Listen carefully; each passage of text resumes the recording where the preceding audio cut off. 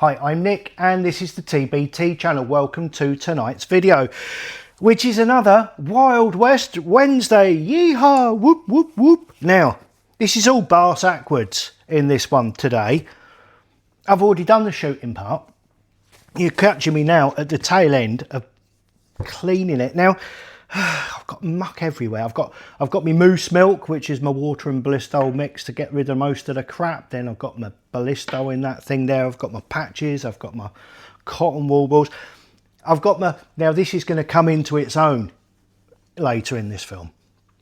My needle, because you've got to check your nipples aren't clogged. Nobody wants a clogged nipple. Now, black powder, cap and ball guns.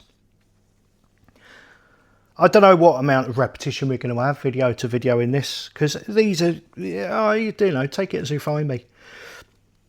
These are all individual, though slightly related. Tonight, we are going to be looking specifically at my Uberti Colt. No. There's only two guns around. Well, there was more than two, but the main two were Colt and Remington. This is actually the Remington. This is my Remington New Model Army, often called the 1858. This one is the full length. I think it's either 7.5 or 8-inch barrel, in 44 with a top strap. It was the first, I think one of the first guns certainly to have an enclosed top, making it stronger so it could use a more powerful load. This one's in stainless. As I say, it's the Uberti. It's beautifully made, absolutely beautifully made. I have the 5.5-inch Sheriff version made by Pieta. We will get onto that in a different video. But today I wanted to use this one. This is delightful, absolutely lovely to look at and to hold and to use. And we will be using it. We're going to be shooting this. I have shot this. That's why I'm here cleaning it now. So the downsides of black powder, cap and ball, at the time, when these came out, they were a revolution. So portable, so small, you could carry it on your belt. You know, that was the whole thing. Previous revolvers like the Walker and the Dragoon have been so big, you know, they were huge, great things. You couldn't carry it in your pocket. You couldn't carry it on your hip. The holsters for those were made for saddles.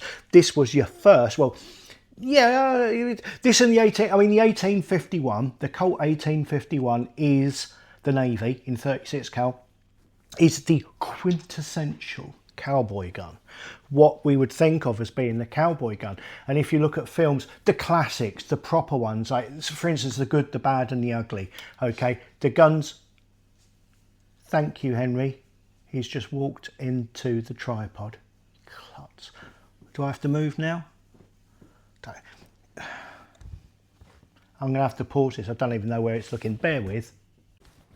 It wasn't so bad, but he's such a needy dog. The quintessential cowboy gun, you know, the 1851.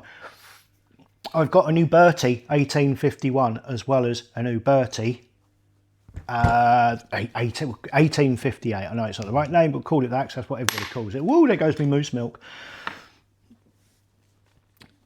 In The Good, the Bad and the Ugly, I think it was Angel Eyes used the Remington, and Tuco, and I believe Blondie also used the 1851. Now, with the 1851, when we come on to that video, it has sights on it, but they're really not needed. It's bizarre, but if you Google it, people will say it's the most naturally pointing gun.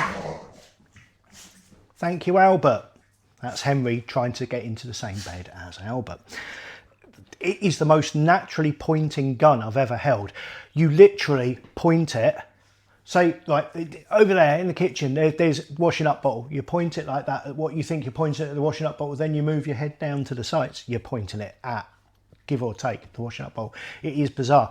We will cover that in a different one. In fact, I might do some fancy shooting with that one, so I'm fanning it. I'd love to see if you can. It feels like you could shoot it from here without using it. You know, you hit a body-sized, a body-shaped target at typical ranges. But we will see if that is true. But today we're looking at the 1858, and we are looking at, if you saw Monday's video, you'll have seen that I got a 3D printer.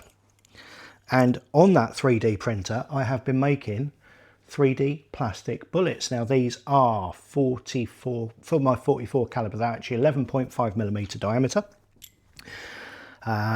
They're a solid-ish fill. I think I did them to 95% fill, something like that. But and they're in orange because I had orange, and they're easier to find in the garden. And I've been testing them. I had wanted to use it. Oh, this is going to be repeated in several places today, I'm sure. I'm sorry about that, but it's been done over a few hours, all in the wrong order. The intention had been for it to be a primer-only, low-powered load. And they weren't all reliably coming out the barrel, so we're adding powder. On Monday's video, today is still Monday, so if I get confused, I've opened me up, I've had me sausages. They were awesome. On Monday, and it is still Monday, on that video I loaded this. I've already fired those 6 shots off, so I am loading it again for this video, but I'm then going to go and play with these as well, because that's what I do. I am just going to, no, they're clean. I've done all of that, and I can see through there. They're all clear, apart from possibly this one. There's such a faff, you know. I think I will say that one there later in this video. In most of the world, black powder guns aren't considered firearms. They don't require any form of licensing. And there is a reason for that. They're a bit hokey. You know, the cowboys at the time, it's all they had, and great and wonderful and lovely and good for them and all that. But I bet they breathed a sigh of relief when the cartridges came out, the 45 Long Colt and the 1873 Single Action Army and stuff like that, because all of a sudden, when they pulled the trigger, they knew it was going to go bang, or they were pretty sure it was going to go bang. With these, nothing's guaranteed. They've got the power. I'm sure it'll have the accuracy eventually when I've worked on that side of it, but it's the feel. It's the fact that this was the first portable multi-shot weapon gun that there had been, and it was an absolute game changer. So what I'm going to do here is what I did on Mondays, but refilling this one, because then I'm just going to go and shoot that. But we're just having a look at these in general. And I have got my scoop and my funnel. I'm using 0.5 cc of 3F Swiss. And that's all we're using in these. And you will see in a short while me shooting with this. I even put it over a chrono. Yeah, it's there. It's all there. And it's all good. There's work to be done with this one. On Wednesday, actual Wednesday, I'm going to the range. And for Wednesday, with me mate Sean that is, for Wednesday, I am going to take one or more of my black powder pistols. I'll take the Smith & Wesson Model 29 as well, I expect. I might just do a shooting video on Wednesday to go out on Friday or some point next week. Just general shooting guns. And I'm going to be trying it with full loads. But for now, all this is for is I'm looking for a garden load. And by garden load, I mean something that's not going to annoy the neighbours too much. Something that's not overly powerful, that there's going to be a ricochet or over travel risk. The thing with these, the plastic bullets, because they're so lightweight, and I'm using a low charge of powder, they're not going to go far, even if I were to fire them at the optimal angle. I'm sure they wouldn't get very far at all because of their low density. Whereas a solid projectile, I think I say later in this, do I? I don't know. Pebble and ping pong ball, throw them both, see which goes the furthest. Did I put powder in that one? No, I did not. Shouldn't really talk while you're reloading. I know that. That's how mistakes happen. But mistakes with black powder are different to mistakes otherwise. You can't really overfill black powder because of the way it works. I mentioned in Monday's video, the length of the bullet plus the length of the plunger here is enough to take that flat back onto the base of the inside of the cylinder, and I made them that length specifically because I was going to use them primer only. So there will be no void between the charge and the bullet. Because I know if you're into black powder, you'll know that's important. And that's it. That is how quick it is to load 6 rounds into a black powder pistol. So, you know, if you're in a shootout situation, woe betide anybody, as long as you've got 10 minutes to reload between each one. That's it. We are going to go now straight to earlier on today when I'm outside shooting it down the bottom of the garden. And watch out for that cardboard box. He's a bad one. It's cold and it's blustery, so I'm going to try and keep this short. Now, here's a capping tool I made on my 3D printer. You can see it's the same orange as the bullets I made. So first thing I'm going to do, the gun's on half cock with the correct cylinder in there that's loaded. First thing I'm going to do is cap it. Now, I've pinched all these caps because the problem you have with them is when you fire the first shot, the other 5 tend to fall off. They don't show that in the cowboy films, but it happens with alarming regularity. So I don't know how many of these 6 shots we're actually going to get, but I've given myself the best advantage to try and make sure I get them all. Now, that one felt looser, so I will bring that one round to position 1. I've got a pocket full of tools, picks and stuff like that, so that when the inevitable jam happens I can try and fix it. I've got a stout cardboard box at 7 meters. I'm going to aim just below the P1 in the center of that box. What I will say is these are plastic bullets with 0.5 cc of 3F Swiss. As with anything, the accuracy of this load might be pants and the accuracy of another load might be spot on. And it is blustery, but we're just going to give it a go. We're really just going to see what happens.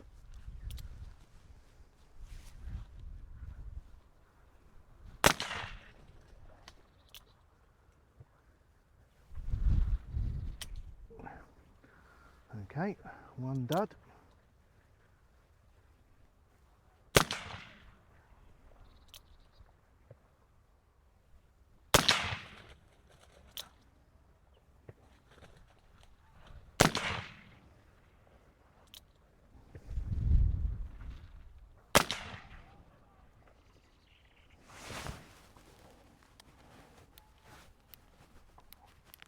Let's bring it round to the dud again, see if it fires on the second attempt. Yes, it does. Right, I'm actually going to grab the camera and take it down there. You saw the holes happen. What? I tell you what, I love firing these. It's such a pleasant thing to fire. Now the last shot, I have no idea where it went, but I can tell you that that is 2 to 2, 3, 4, 5. It's possible that another one went through that hole as well.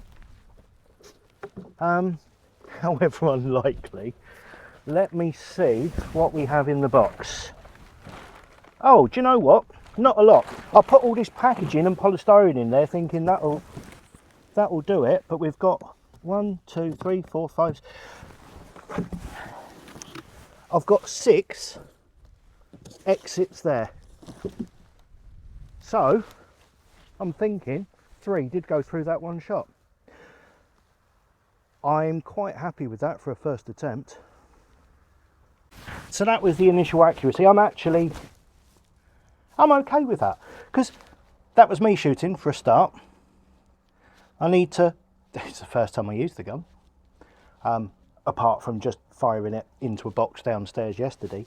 So it's something to work on, and they are only plastic projectiles. And realistically, they're only going to be used for tin cans.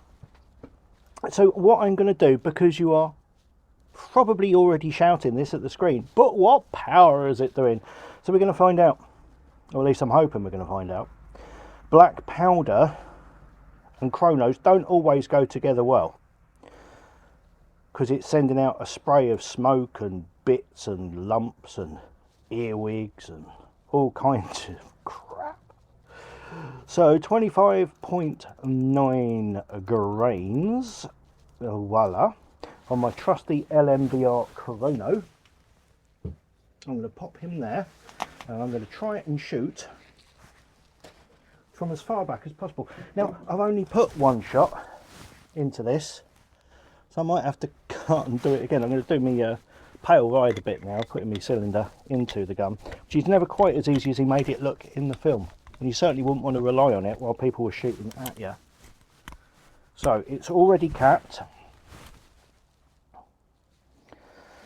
It's on half cock, get it into the right position.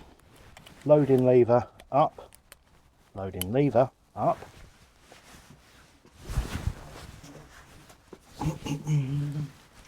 Here, full cock and firing. Wrong chamber. Rookie error.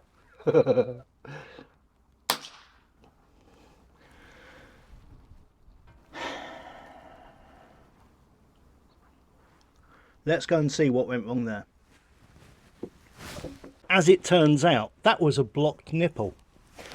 Yet another one of the ways, the many ways, that the guns of the Old West could let you down and cost you your life. This is the main reason why, in most countries around the world, these aren't considered firearms and need no license. You would have to be quite a patient and dedicated criminal to consider using one of these in your life of crime. They're fun, but they're fun in the same way that a steam engine is fun. You know, the little mammoth things. They're fun to get going, you get grubby, you get covered in paraffin, sprays water everywhere, but eventually it gets going. It goes chuff, chuff, chuff, chuff, chuff, chuff, chuff, chuff, chuff, chuff, chuff, and you've got a little whistle go, wee. It's fun, but you wouldn't want to use it as a way of getting to work in the morning.